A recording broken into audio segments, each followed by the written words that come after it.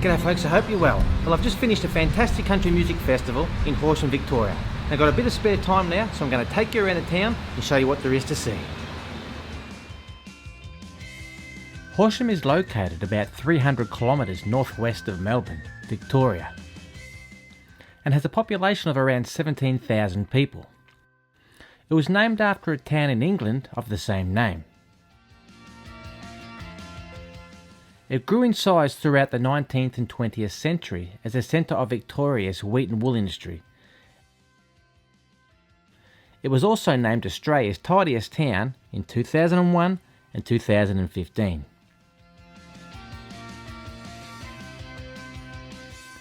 Horsham is a beautiful town. It has many parks, an art gallery, botanical gardens and beautiful walks, just perfect for bird watching or a leisurely bike ride. Fishing is also very popular in the Wimmera River, along with walking around the streets of the busy town. Throughout the year, some great festivals are held in the town, including the hugely popular Horsham Country Music Festival. The parks are always beautifully kept and are a great place to sit and enjoy a quiet moment throughout the day. It grew in size throughout the 19th and 20th century as a centre of Victoria's wheat and wool industry and was first declared a city in 1949.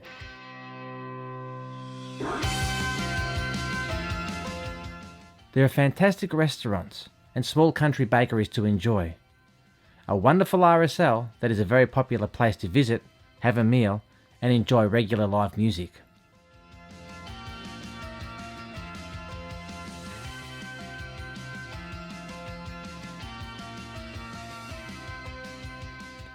The railway from Melbourne to Horsham was completed in 1879 and was later extended onto Adelaide in South Australia. Major floods affected the town in 1894 and also in 1909. In 2009, the Black Saturday bushfires came through the area and burnt 14,000 acres around the city's fringe, burning the golf club and 8 homes in the area. The town has a horse racing track and also a skate park for the kids. Again in 2010 and 2011, Horsham experienced significant flooding, and in 2011 the flood reached record levels. Over 1,000 homes were evacuated and 600 houses affected. Horsham is a beautiful town and well worth spending a few hours in if you're in the area. Well, that's it for Horsham. It's a beautiful place and it's worth checking out and spending a few hours here if you're driving through. Well, I'm going to get out of here because where I am at the moment is about 8 trillion bull ants. And I'm in thongs, so it's not a good mixture. See you next time.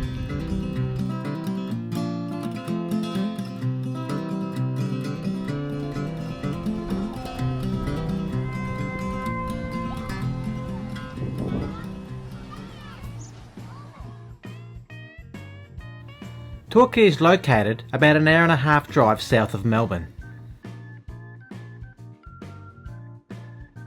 It was once a small town on the coast, facing the ocean of Bass Strait.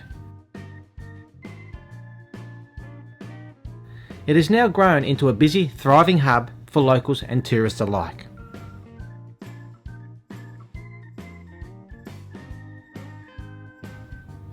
During the winter, the town faces freezing winds and wild storms, while the summer sees it met by some very pleasant and mild temperatures.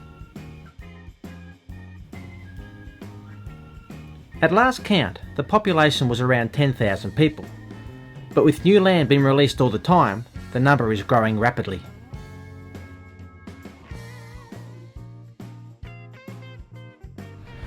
Now this is pretty cool. Torquay's got a fantastic playground for the kids.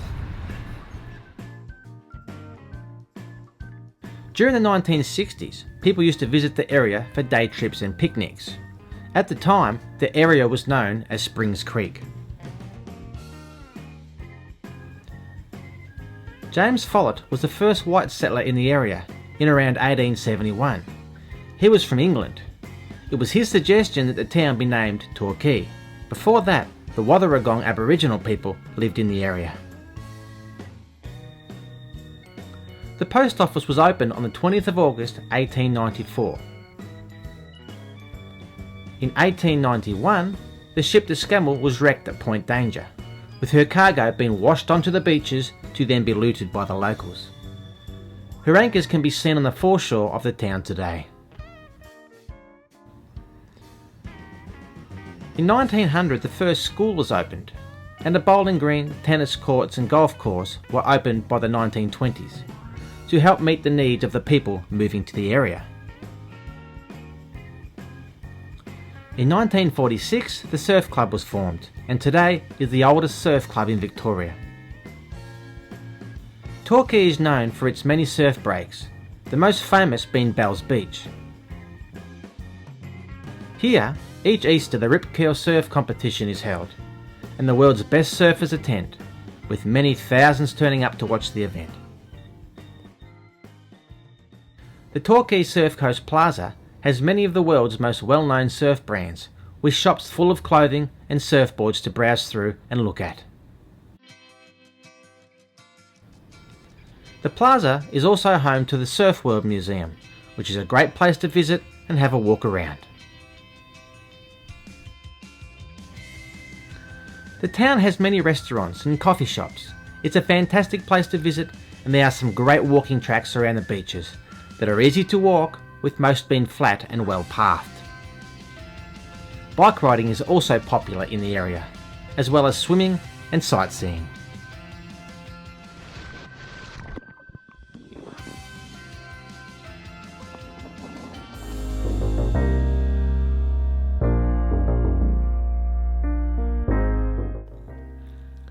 Winchelsea is a small town located on the Barwon River, approximately 115 kilometres southwest of Melbourne, Victoria.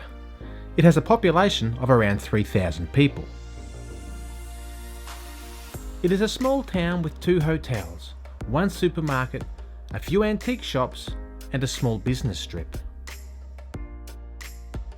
It is a town that is easily missed, not given much thought to when passing through or along the Princess Highway. However, it is a town full of history, and if you can spare a little time, it is definitely worth having a look around. The first Europeans to live in the area were squatters, who established grazing runs for livestock in around 1837. The area where the town sits today was first occupied by a Tasmanian man named Thomas Austin, and the area was first named Austin's Ford. Austin had an incredible property which was 29,000 acres in size, and on his land a huge mansion was built. That mansion still stands today. It was in 1854 that the town was first named Winchelsea. Some of the town's original buildings still stand today. Walking up the main street, you can see the old Shire Hall, the bank and post office.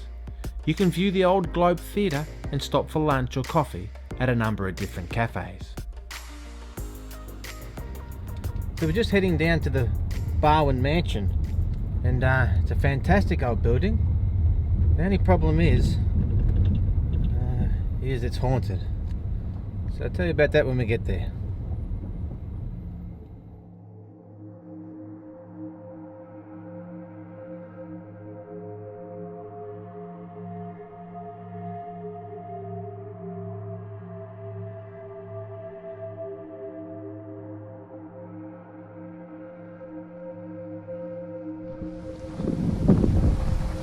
Now this place, it's I won't talk too much about it inside, but the moment you walk in,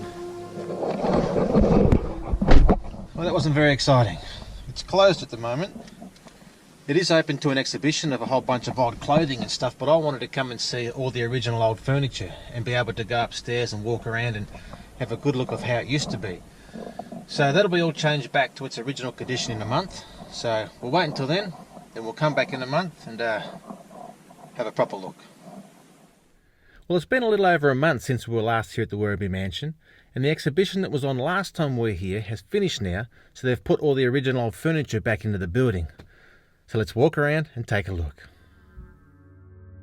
The Barwon Mansion sits only a few minutes' drive from the township of Winchelsea. It was built by pastoralists Thomas Austin and his wife Elizabeth in 1871. However, sadly Thomas died just 6 months after it was completed. The mansion has 42 rooms, and when you first walk in, you are met by an incredible set of stairs that sit right in the middle of the house. The first room to your right is home to a grand piano, and at the time must have filled the entire house with fantastic music. There are old chairs scattered around the room that once would have been there to rest the legs of people discussing the day's activities. You can take yourself on a self-guided tour and walk your way through the house with a map provided at the door. The map helps explain the house and purpose of each room. The old kitchen, the huge dining room, reading room, and on the list can go. Fantastic furniture of the era fills the house, and you really get a sense of how it must have been to live in a building such as this all those years ago. Upstairs you find the sleeping quarters. Again, rooms filled with beautiful old furniture, rugs and dresses, to help take your mind back to the time the house was built. In 1871, on the 30th of June, to celebrate the completion of the mansion, a grand ball was held, which must have been a spectacular event. Barwon Park was a combination of 3 stock runs combined into one, and was well known for its holding of sheep and horses, and was a popular hunting area for game. The building was designed by architects Davison and Henderson from Geelong, who also supervised its construction, which at the time cost around £10,000. The introduction of rabbits to Australia was also started at this very spot. It is an achievement that is now being universally condemned.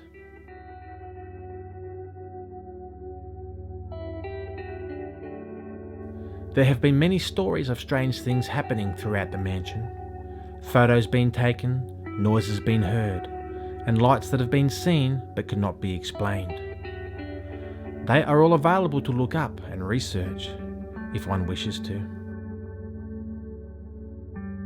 At the back of the house are old stables that once housed horses, machinery, tools and other farming equipment that would have been needed to run the property. This building has also been noted to have strange and unexplained activities occur as well.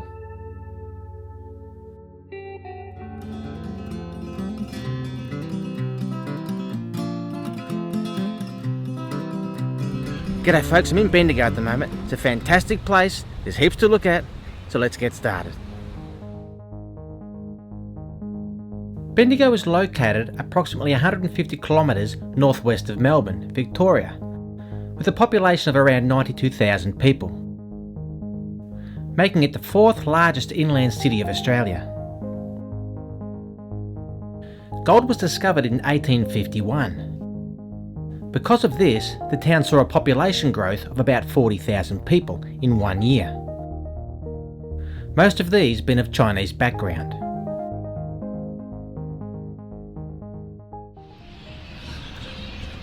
If you like bookshops, up here's a place just for you.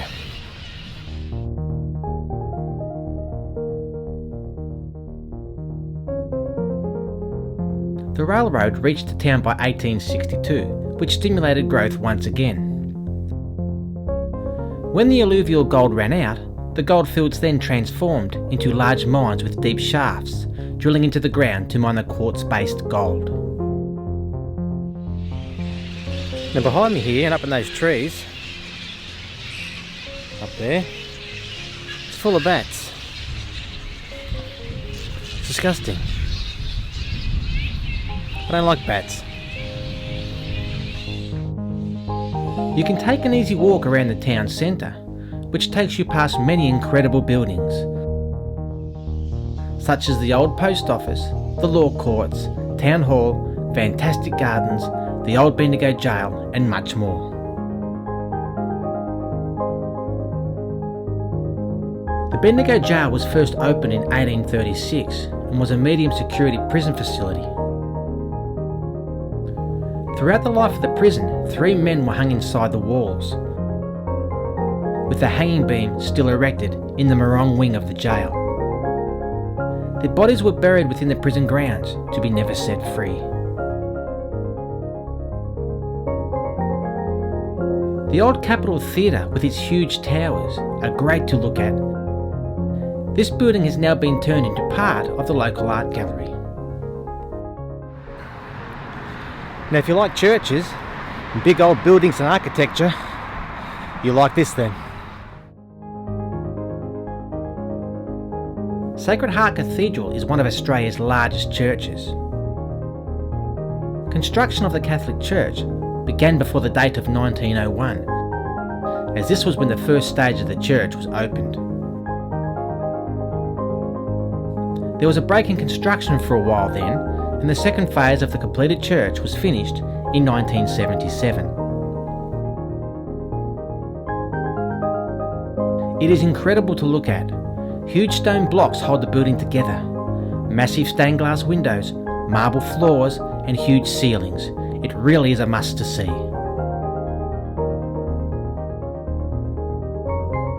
It is made of sandstone brought from Geelong, which is 235 kilometres south of its location. The tallest part of the church stands at 86.6 metres in height, with the cross on top of the church weighing 3 tonnes. The wooden pews of the church are made from Australian hardwood. There are 5 bells that ring in the large tower, the largest weighing 1¼ tonnes.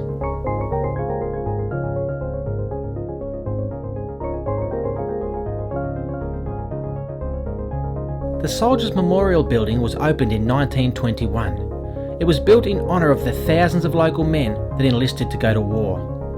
It can be found in the main street of the town. Now there's one last thing up here I'd like to show you. There's a few stairs and it's a bit of a climb, but it's well worth it when you get to the top.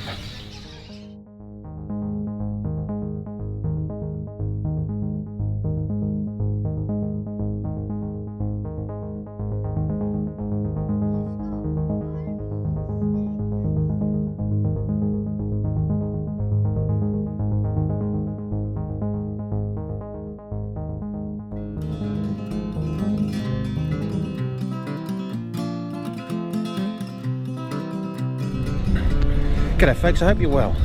This week we're down at Queenscliff, Victoria, down on the beach.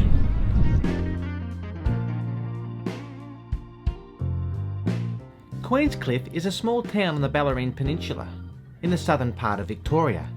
It sits on the western side of the entrance to Port Phillip Bay.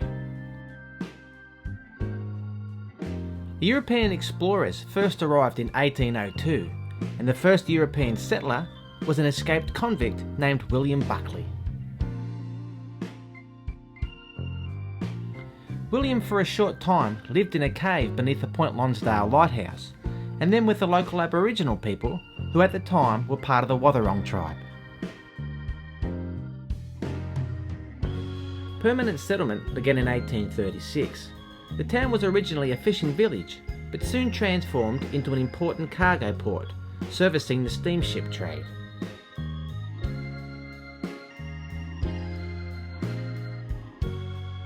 Two lighthouses were constructed in around 1862, and between 1879 and 1889 a military fort was built overlooking the ocean. This was just one of the many forts built in the area at the time.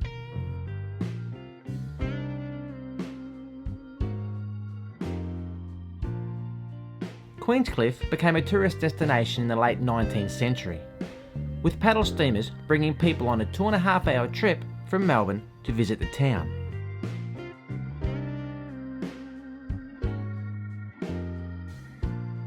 Also in 1879, the railway arrived from Geelong. With this brought more tourists, and along with that, the need for more hotels and coffee houses.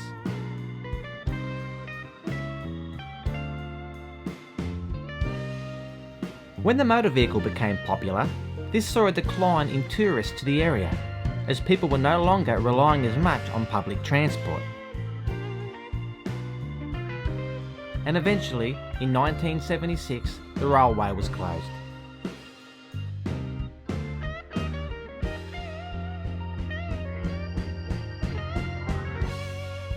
Today, the seaside town has grown again with popularity, with the local boat ramp being full most weekends.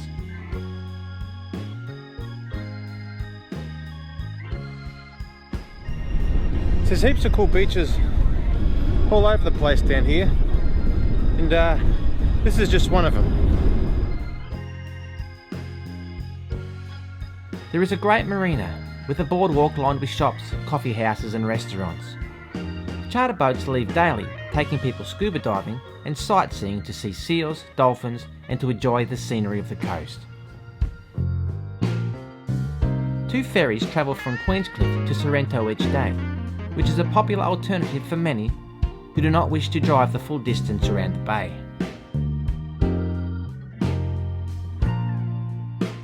Queenscliff is a great little town to visit and spend a few hours or a few days at, with something for everyone in the family to enjoy.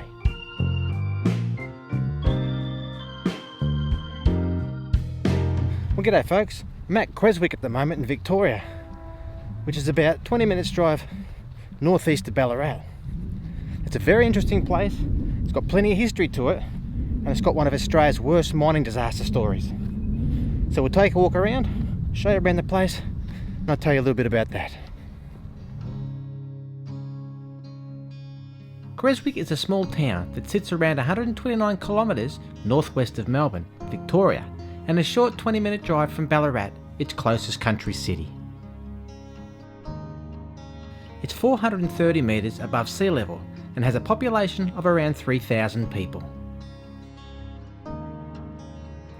Creswick is a former gold mining town that was established during the Victorian gold rush era of the 1850s. At this time, its population reached as high as 25,000 people. When walking the main street, you can get the feel of how the old town must have been at its busiest time. Wide streets to accompany horses, carts and wagons, with people hustling and bustling with their daily routine. However, today, many of the old buildings lay empty, leaving only the imagination to envision how it must have been. Still, there are many coffee shops and cafes to keep you busy, and old buildings of the time still stand as solid as they once were. There are old banks, hotels, a post office and museum, and many other old buildings in the street to keep things interesting for those who like to stretch their legs and explore the town on foot. So up here is the Australiana mine number 2. It's very interesting, very sad story though.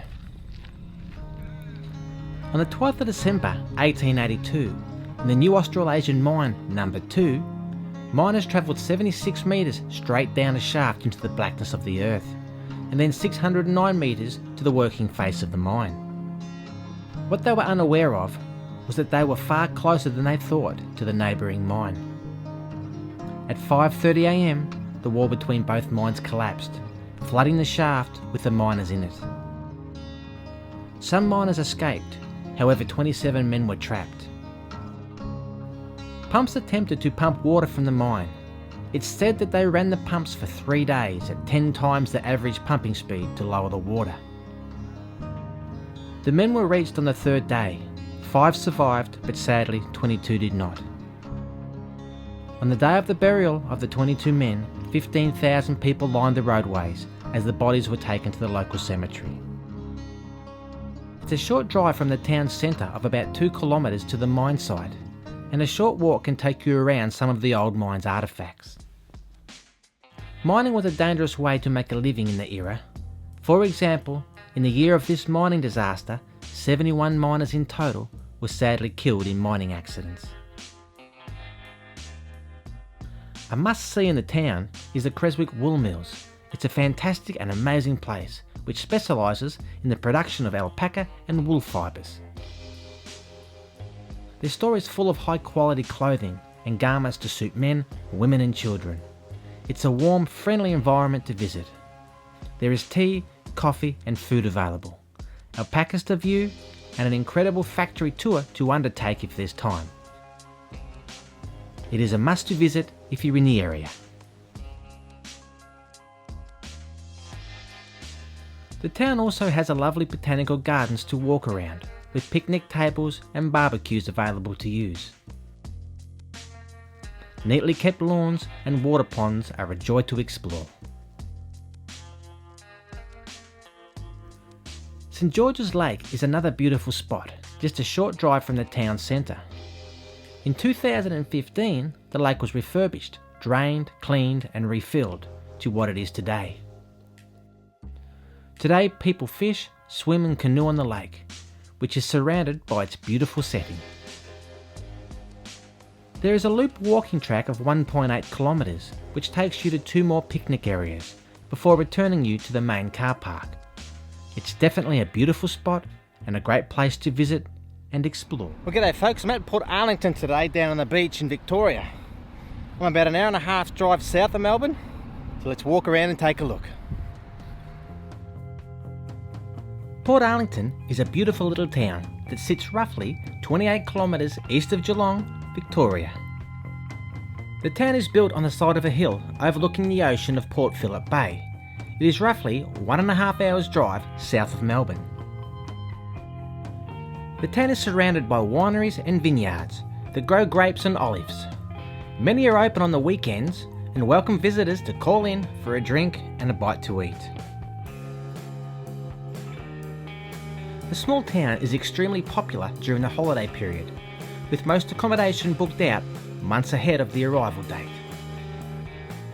The main street has a variety of shops and hotels and is an easy street to walk from most locations. Coffee shops, restaurants, a bank, chemist, news agency and supermarket are just some of the businesses that call the main street of town home. The area around town was originally inhabited by the Aboriginal Wathaurong people. Evidence of this can often be seen along the cliff lines, where shell middens can be found. The area was first discovered in 1802, when Lieutenant John Murray spent 3 weeks in the area. However, it is thought he did not come ashore. Records show that the first European man was Matthew Flinders, who set foot on the land about 10 weeks after Lieutenant John Murray arrived. When settlers first arrived, they were excited with the land they found, thinking it had great pasture and grazing potential.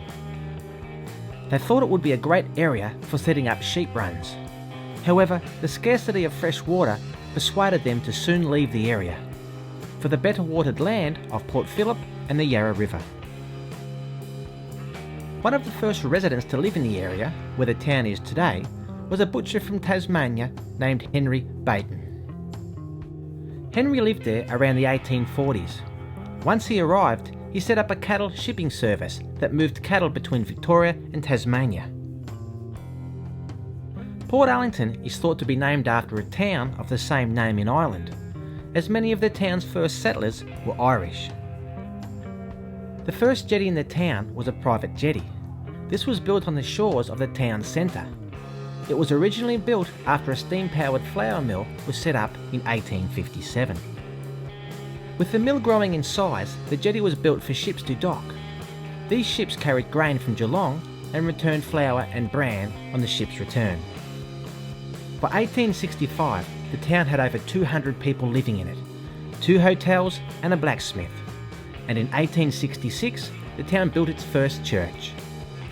In 1859, a new public jetty was built, and in 1870 it was extended, and again upgraded in 1872, and once again work was done in 2015. The old flour mill today is open on the weekends for visitors to explore.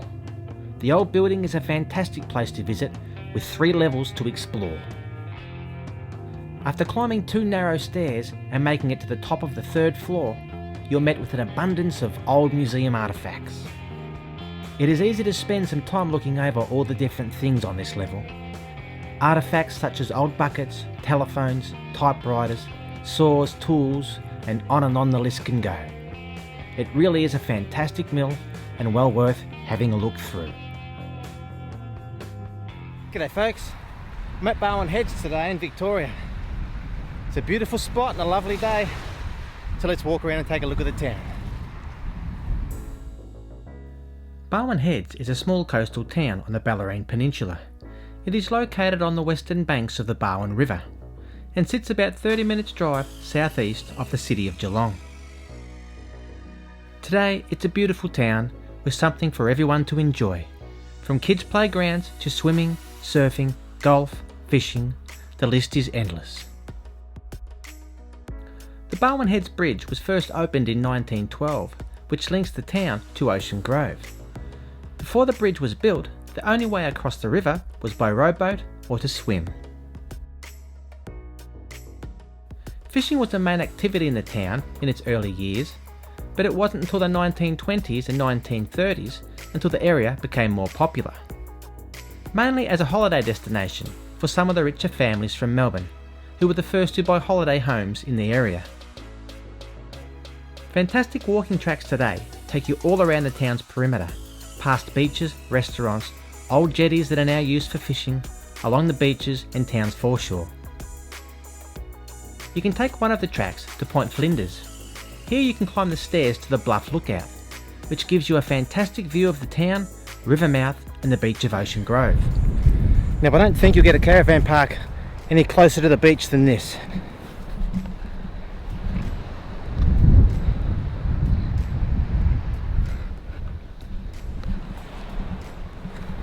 Pretty close, right? We'll keep walking up here because it gets better. If camping and caravanning is your idea of a getaway, it would be hard to find a holiday park closer to the beach. However, if you prefer the luxury of a self-contained cabin, they are located right on the water's edge as well. The town has many parks and grassed areas, which are all close to one another and linked together by well-maintained walking and bike paths.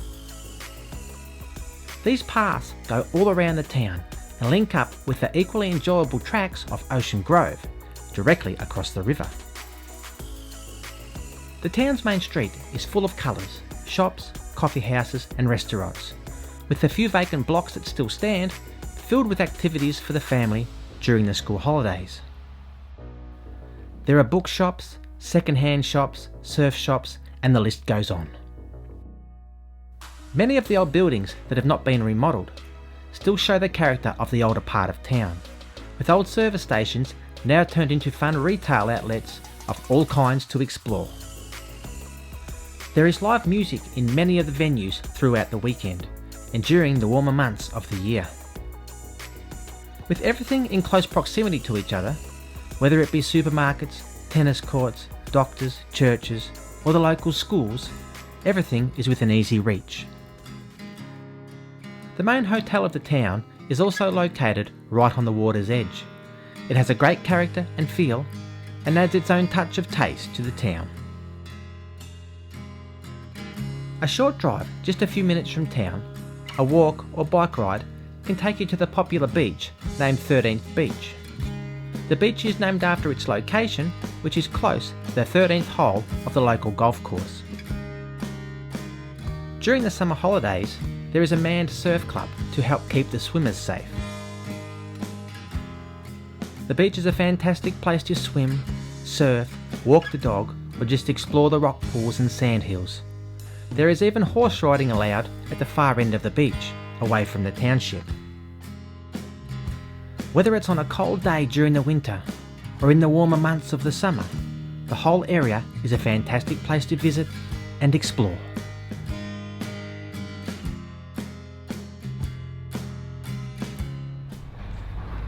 Well, g'day folks. This week I'm in Portland, Victoria.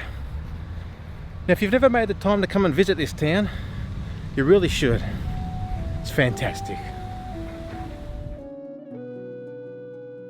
Portland is located about 3.5 hours drive west of Melbourne, Victoria, and is the oldest European settlement in the state.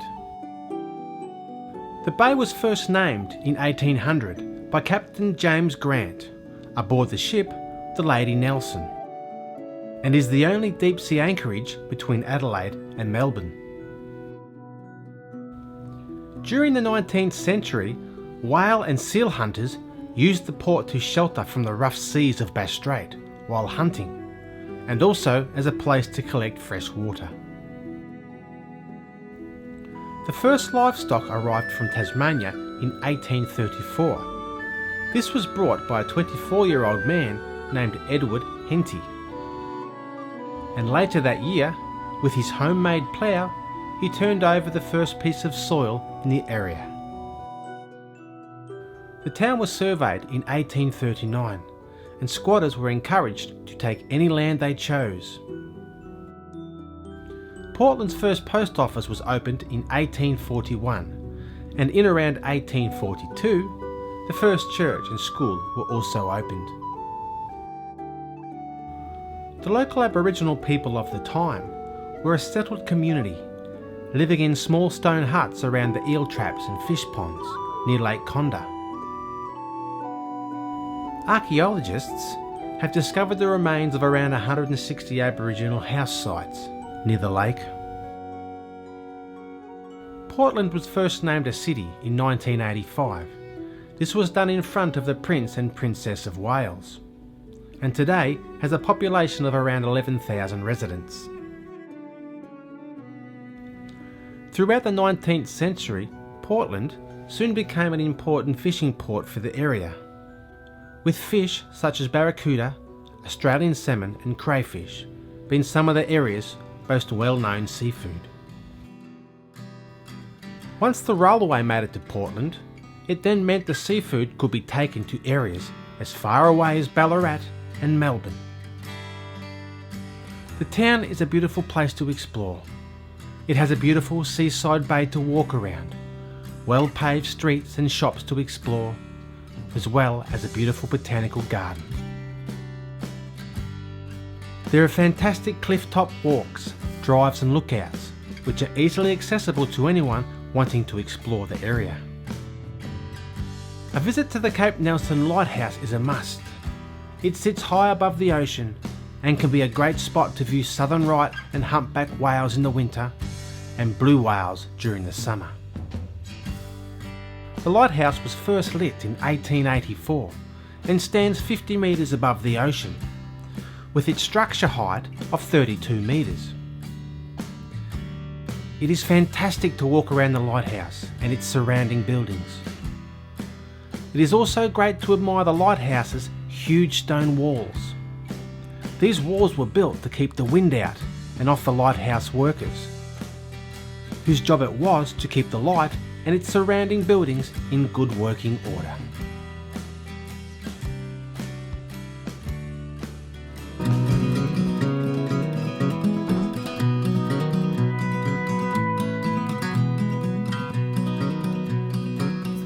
Don't forget to give the video a thumbs up, hit the subscribe button, that way you'll get notified to all my new videos when I upload them. And if you want to contact me, you can do so through my website, the link's in the description below.